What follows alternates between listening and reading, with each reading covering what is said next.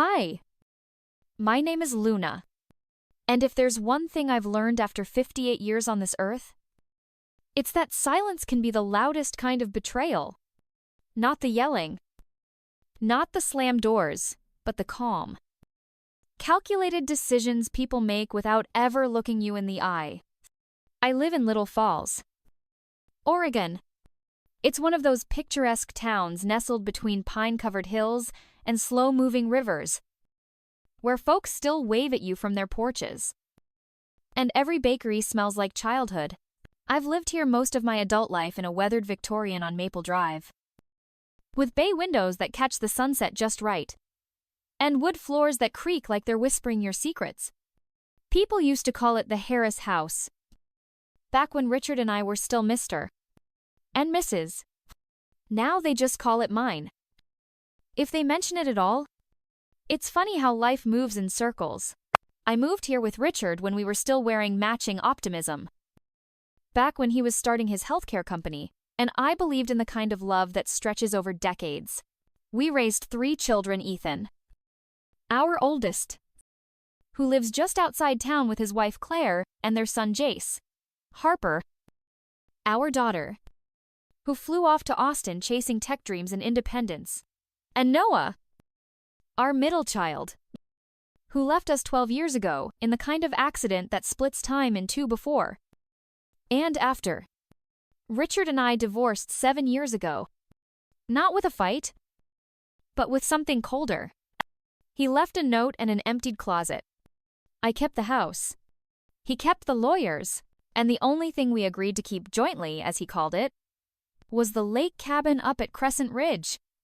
It was for tax reasons, he'd said. But I kept that cabin in my heart for different reasons. It was where Noah caught his first fish, where Harper confessed her first crush, where I once believed we were unbreakable. This year, Thanksgiving crept up faster than I expected, despite everything. I was preparing the same way I always did, polishing the silver platters my mother left me, smoothing out the linen napkins I only brought out once a year, checking that the dining room chandelier still sparkled just enough. It didn't matter that Richard was gone, or that Harper hadn't been home in 3 years. It didn't matter that Ethan had become more of a guest than a son. This tradition, this ritual was mine, and I was going to honor it. Then the phone rang. Ethan. His voice was chipper in the way people sound when they're about to ask you something they know you won't like. Hey. Mom, just confirming for tomorrow, Claire's making her cornbread stuffing. And Jace might bring that girl he's seeing. That's great, I said, balancing the phone between my ear and shoulder as I scrubbed a stubborn water stain off the silver tray. Dinner's at 4. Same as always. Perfect. Oh. And, Dad might swing by a little earlier. He's got some paperwork for you to sign. Just something about the cabin.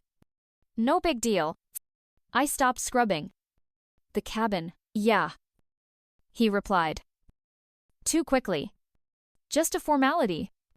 The developers need both signatures to finalize the sale. The silver tray slipped from my hands, landing on the counter with a dull clang. Sale developers. I took a slow breath. So we're selling the lake cabin now, didn't Dad tell you? Ethan said. And I could hear it in his voice, that careful distance. That tone people use when they've already made a decision and are just waiting for you to go along with it. No. I thought. No. He didn't. The sun hadn't risen yet. But I was already in my car, driving north. The highway stretched empty before me, flanked by shadows of trees and the distant outline of hills I hadn't seen in years. Every mile felt like peeling back a layer I'd kept hidden, layers of grief, guilt, and the deep, aching silence of moving on without actually healing. When I finally turned onto the narrow dirt road leading to the cabin, my hands started to tremble, not from cold, but from memory. The gravel crunched beneath the tires just like it used to when Noah would lean out the window and yell, We're here. The porch light was still broken. The roof still sagged on one side. But it stood. Still waiting. Just like me. I unlocked the door and stepped inside. Dust floated in the air like the ghosts of summers past. The couch still bore the indent from where Ethan used to nap. Claire's old height marks were still etched into the doorframe. And in the corner, under a moth-eaten blanket, was the easel. Noah's last painting unfinished, but alive with color still clung to it. I dropped to my knees. It wasn't just nostalgia. It was purpose. Screaming at me from every corner of the room. I had spent so long trying to hold everyone else together that I forgot how to hold on to what mattered to me. This place wasn't a burden. It was an anchor. And I had let it drift. I didn't even realize I was crying until I tasted salt. Later that morning, I walked through the trees to the riverbank. The path was overgrown. Wild. But I remembered every turn. I sat on the same rock Noah used to fish from. And for the first time in years, I let the silence say everything. I knew Richard would fight me on this. Legally. He had his claims. But I also had something he didn't, memories rooted deeper than contracts. Emotion isn't written into deeds. But it carries power just the same. Back in town, I stopped at the library and asked for old township maps. I pulled records, surveyed boundary lines, and took pictures. That same afternoon, I drove straight to a local law office, tired eyes, messy hair, muddy jeans, and told them I needed help saving a cabin.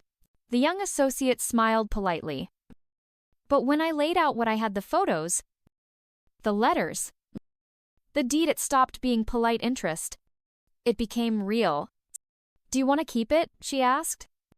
More than ever. That night, I returned to the cabin alone. No phone service. No distractions.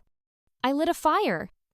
I curled up in the same blanket Noah once used. And I wrote a letter to myself. I wrote about the pain, the silence, the way I had become a ghost in my own life. I wrote about the laughter that once echoed in these walls. The love that never left, even when the people did. And then I wrote the truth. I wasn't here to save a cabin. I was here to save myself. And for the first time in a long while, I believed I still could. The following week became a blur of signatures, scanning documents, long phone calls, and quiet drives back and forth between the city and that lonely cabin. But something had shifted. The fatigue no longer felt like drowning, it felt like digging. Like I was clawing my way out of something I'd been buried under for years. I kept returning to the cabin. Not just to fight for it, but to remember who I was before everything fell apart. I found old Polaroids tucked in drawers. Claire's purple rain boots still by the back door. Ethan's science project buried under a stack of camping gear in the attic. And then, behind a loose panel in the bedroom closet, I found something I hadn't even known I was looking for. It was a letter, addressed to me, in Noah's handwriting. The paper was yellowed, the ink smudged in places, but the words were still clear. Luna, if you're reading this, it means you came back. I don't know what you're searching for, but I hope you find it here. This cabin was never about walls or a roof. It was always about space. Space to breathe, to fail, to begin again. If life ever breaks you down, promise me you'll remember how to start over. Right here. I read it again, and again, until the words stopped being words and became a heartbeat. Mine. That night, I didn't cry. I didn't fall apart. I just stood there, still as the trees outside, and let myself feel full again. Not with answers, but with something better: permission. Permission to grieve, to grow, to rebuild. When I met with the lawyer 2 days later, She said something unexpected. I spoke with Richard's attorney. He's not contesting anymore. I blinked. What, he's backing off? Apparently. He read one of your public statements. I hadn't planned on making anything public. But a week ago, I had written a piece for a local community newsletter, a short reflection on memory and place, on loss and preservation. I thought no one would read it. She smiled. You reminded him this cabin was a place of healing for his kids, too. That letter, it changed something. It didn't make sense at first. But then again, maybe it didn't have to. Maybe people carry more quiet guilt than they show. Maybe somewhere deep down, even those who walk away still want something good to come from what they broke. And maybe forgiveness doesn't begin with confrontation. Maybe it begins with clarity. I won. Quietly. Unexpectedly. And not because I fought harder, but because I spoke softer. The deed was mine. Legally. Fully. But that wasn't the real victory. The real victory was this. I stood in the same cabin where I once shattered, and I didn't break this time. I stood taller, stronger, wiser, and most importantly, I was no longer standing there alone in grief. I was standing there with purpose. It wasn't just my past I had reclaimed. It was my future. Spring began to melt into summer. The air grew softer. And the trees outside the cabin whispered differently, less like mourning, more like welcome. With the deed secured, I didn't leave. I thought I would. I thought the fight was the destination. But I was wrong. The fight was just the door. I began waking up early again. Not because I had to, but because I wanted to. There was something sacred about those first few hours when the mist still lingered over the lake and the world hadn't made its demands yet. I'd make coffee on the old stove, sit by the cracked window, and just watch the water ripple. I started repainting the walls inside, not to cover the past, but to breathe into it. Each brushstroke felt like reclaiming a piece of myself. I repaired the broken banister, refinished the old rocking chair. The more I worked, the more I began to understand that restoration isn't about fixing what was, it's about creating space for what could be. And people started to show up. It was subtle at first. A neighbor who left a basket of peaches on the porch, a woman from town who stopped by to ask about the wildflowers blooming around the cabin. Then a small group of local teens asked if they could use the dock for a photography project. I said yes. And they stayed for hours, laughing and capturing light the way only youth can. That's when it hit me. This place was never supposed to be hidden. It wasn't just a personal retreat anymore. It was becoming a living thing again, a space that breathed with stories. Laughter. Silence. Growth. I began offering weekend writing workshops. Nothing fancy. Just a handful of strangers who came with notebooks and left with a little more of themselves.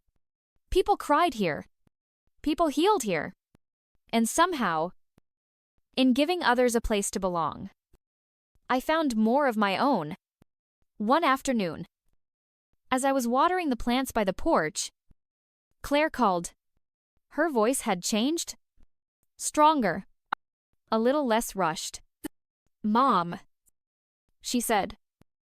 I've been thinking about coming out this summer. Just me. Maybe for a week. My hand froze over the soil. I'd like that. I said. She paused. I think I need it. So did I.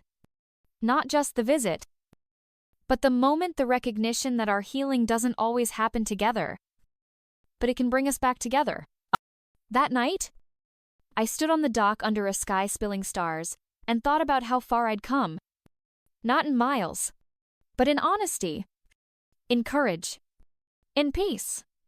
I no longer needed to prove anything. Not to Richard. Not to the court. Not even to myself. This place wasn't my escape anymore. It was my home. And not because it stayed the same, but because I did the hardest thing anyone can do. I stayed long enough to change. The week Claire came, the air held something different. Not tension. Not hesitation, just possibility. She stepped out of the car with a duffel bag slung over one shoulder, her other hand shielding her eyes from the sun. For a moment, we stood across from each other. The gravel driveway between us, like a small river of time we hadn't yet crossed. Then she smiled, and I opened my arms. We didn't speak much that first evening. She wandered the cabin like she was meeting it for the first time. And maybe she was. The kitchen had new light. The floors no longer creaked the way they used to, and the silence between us felt less like avoidance, more like a kind of reverence, like we both understood that words could wait. But presence couldn't. On the third night, we sat by the fire pit I had built weeks earlier. Flames licking the air, casting shadows on her face. "I used to hate this place," she said quietly. "I know," I replied. "I didn't understand why you fought so hard for it. Why you stayed." I tossed another log into the fire and watched the sparks scatter, because I needed somewhere that didn't ask me to be anything else. Somewhere that reminded me who I was before the noise. She nodded slowly, eyes fixed on the flames. "I think I need that too." And there it was. The thread between us, not as mother and daughter, not as past and present, but as two women trying to find solid ground in a world that so often pulled it out from under us. Over the next few days, we fell into a quiet rhythm. Mornings, on the dock. Coffee in hand. Long walks through the pine trails. She helped repaint the old fence behind the cabin. Music from her phone drifting through the trees. We didn't talk about the divorce. We didn't talk about what had broken us. We didn't need to. We were too busy learning how to be in each other's lives again without armor. One afternoon, I found her sketching the lake. Soft lines, forming waves and reflections. "I'm applying to art school," she said without looking up. My heart stirred. "That's beautiful." "Claire, I was scared to tell you. I thought maybe you'd think it wasn't enough." I knelt beside her and touched her hand gently. "Anything that comes from you, anything honest, is more than enough." She looked at me then, and in that moment, I saw her not as the child I had once protected, but as a young woman I deeply respected. As the week drew to a close, we sat on the porch, swing under a pale morning sky. She leaned her head on my shoulder. "I think I finally understand why you stayed." "Mom," I smiled, holding her hand. "It wasn't just for me." I said, "It was for whoever I was becoming." This place, the cabin, the land, the long path through grief had given me something more valuable than peace. It had given me clarity. And if there's one truth I'll carry with me for the rest of my life, it's this: sometimes you don't need to move on. Sometimes you just need to stand still long enough for everything inside you to finally catch up. And when it does, you realize the fight wasn't to keep something from being taken. The fight was to remember. You were never lost to begin with. Autumn came gently that year. The trees blushed in amber and copper, and the lake mirrored their changing faces. There was a stillness to the mornings now, not of loneliness, but of acceptance. I had stopped searching for signs. I no longer needed the universe to send me proof that I was doing the right thing. I had become the proof. Claire came back every other weekend. Sometimes she brought sketchbooks full of blooming cities and bending bodies. Other times, she brought silence. And I welcomed both. Because I had learned to love her, not for who I hoped she'd be, but for the way she chose to return. One morning, after she left, I opened a letter she had tucked between the pages of a gardening book she knew I liked. The handwriting was uneven, a little rushed, like the words had been waiting too long to be said. "Mom, there were days I hated you for staying. I thought you were giving up. Now I realize. You were holding on in the only way you knew how. You didn't just fight for this land. You fought for something bigger, something I didn't see until I sat on that porch swing beside you. You didn't leave. And somehow, I found my way back. Thank you. I folded the letter slowly, tears rising in quiet waves. For years, I had begged the world to see me, to recognize the pain I'd carried, the sacrifices, the small, invisible battles. But nothing compared to this moment. This simple offering of understanding from the one person I thought I had lost. It wasn't about being right. It was never about winning. It was about staying true. When no one else could see why it mattered. There was an old cedar tree behind the cabin. One Claire used to climb when she was little. That week, I carved something into its bark, not names, not initials, but one word. Stay. It wasn't a command. It wasn't a plea. It was a reminder that staying doesn't always mean standing still. Sometimes, it means holding ground through the storm. Sometimes, it means being the lighthouse, even if no one's looking. And sometimes, staying means honoring your own becoming, even when the world calls it failure. I watched the seasons turn winter, wrapping the land in stillness.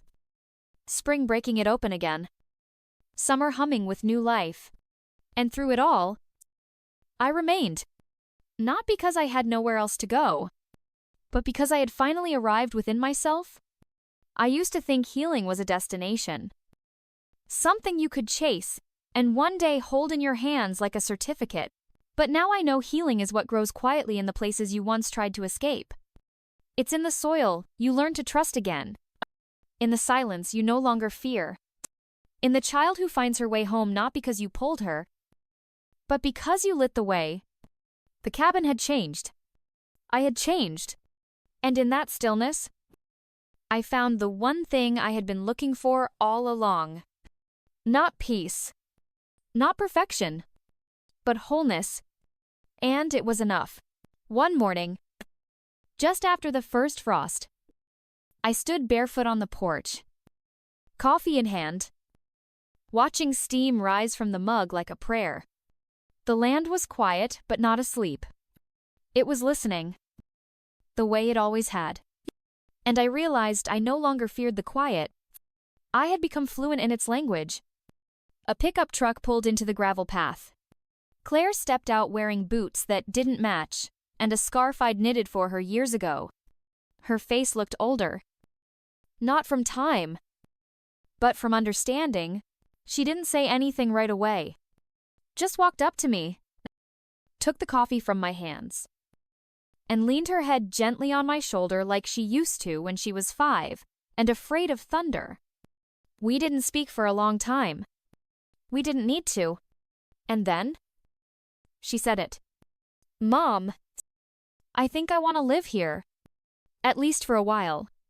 I didn't cry. I didn't gasp. I simply nodded.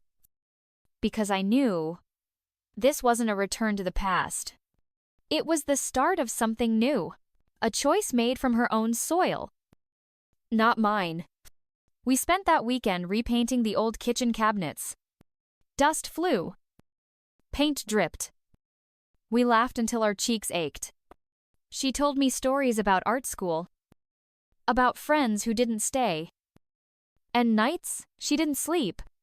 I listened, not as a mother needing to fix, but as a woman honoring another woman's path.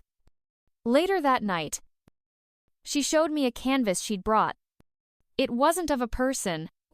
It wasn't even of the house. It was a landscape, a stretch of earth. Familiar. The outline of our lake. The cedar tree. The soft curve of the hill behind the garden. But the sky, oh, the sky. It was ablaze. Not with the colors of sunset. Not with fire, but with light. Soft, expansive, glowing from the inside out. This is what it feels like now, she whispered. And I knew what she meant. Because that painting wasn't about a place, it was about what it takes to stand your ground. When everything in you wants to flee, it was about becoming light. After living so long in shadow, we hung it above the fireplace, where the old mirror used to be. I look at it every morning now. And here's the truth I carry with me, the one I hope you remember too. Sometimes, your greatest power is not in the leaving. It's in the staying.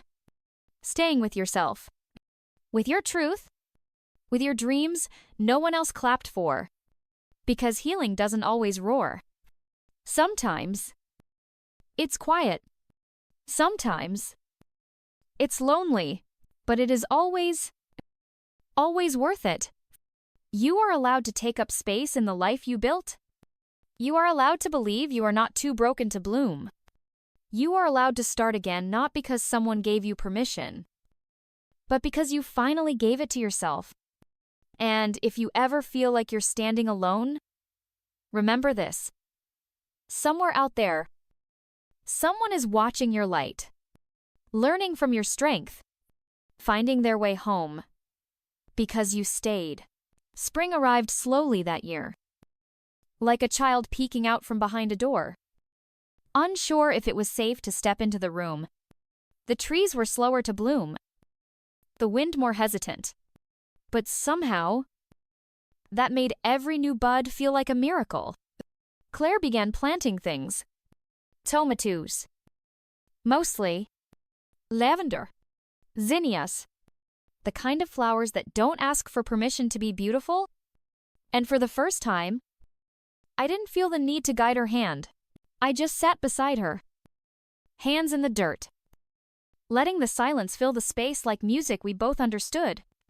The house, once so full of ghosts, was now full of light. We didn't renovate it. We didn't knock down walls or replace the creaky steps. We just lived in it with all its cracks and imperfections. The way you live in a body that has loved, lost, and kept going anyway. People from the town started dropping by more often. Old friends who once didn't know what to say during my hardest seasons were suddenly showing up with pie and stories. I didn't hold it against them. Sometimes, people love you but don't know how to hold your pain. That doesn't make them cruel, it just makes them human. Claire began hosting small art workshops in the barn. Nothing fancy. Just a folding table. Some mismatched chairs. And paints in old mason jars. But people came. Women. Mostly. Women like me. Women like her. Women with quiet dreams and shaky hands and stories they weren't sure they were allowed to tell. And one evening, after everyone left, Claire looked at me and said, "You know this is because of you, right?" I shook my head, half laughing, but she looked me in the eye, steady and sure. "You stayed when you could have run. You healed in a place most people would have buried. You taught me that staying isn't weak, it's brave." I didn't say anything. I just held her hand. That was enough, and here we are now. Not at the end of the story, but in the part where you understand why it all had to happen. Why the heartbreak? Why the silence? Why the nights you begged the sky for answers that never came? Because maybe the healing wasn't in the answer. Maybe it was in the asking. Maybe the real victory wasn't the success that came later, but the strength it took to not give up when everything inside you whispered that no one was watching, that no one cared. But someone was. Someone always is. So, if you're listening to this, wondering if you're too late, too broken, too far gone, I want you to hear me. You're not. You are exactly where you need to be. And the life you dream of. It's not waiting at the end of some distant road. It's rising up from the place you stand right now. So plant your feet. Lift your head. Let your story bloom. Even if your voice trembles when you tell it. Because sometimes, the most radical thing you can do is to stay. and become the light for someone else, just by being here.